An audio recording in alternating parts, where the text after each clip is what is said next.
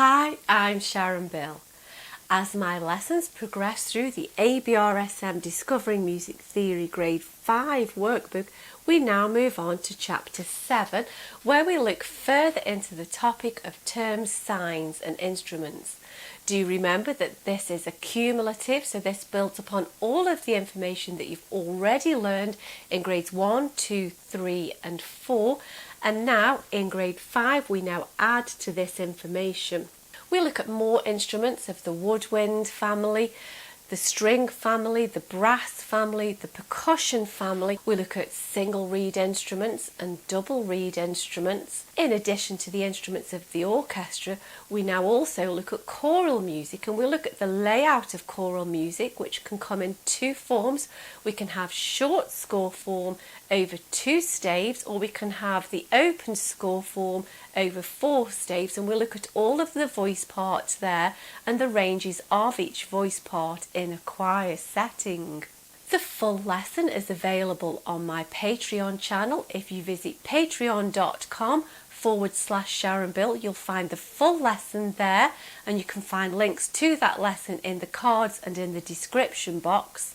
And after this short video, sample examples of this lesson can be seen to show you exactly how I work with you step by step through every single exercise. Once you feel that you're ready to take your ABRSM Grade 5 Music Theory exam, I've written a technique guide, how to take your ABRSM Music Theory exam.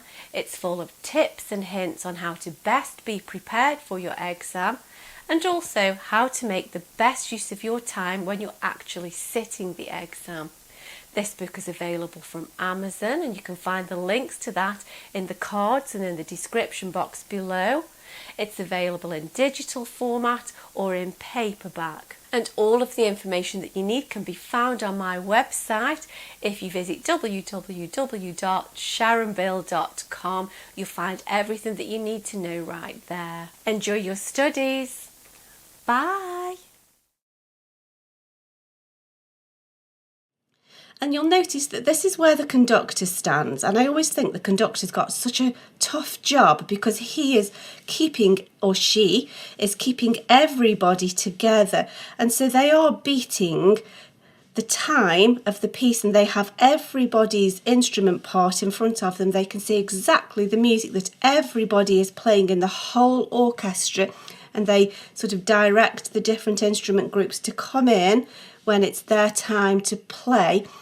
And it's really interesting, just while we take a moment about thinking about the orchestra and how orchestras work, before we then sort of dive into the individual instruments. A conductor will always beat time, and depending upon how many beats are in a bar, the conductor will conduct in a certain way. And so the first beat of every bar is always the downbeat of the baton, so we'll be sort of directing a downbeat. And that's because some instruments don't have reeds, for example the flute and the piccolo.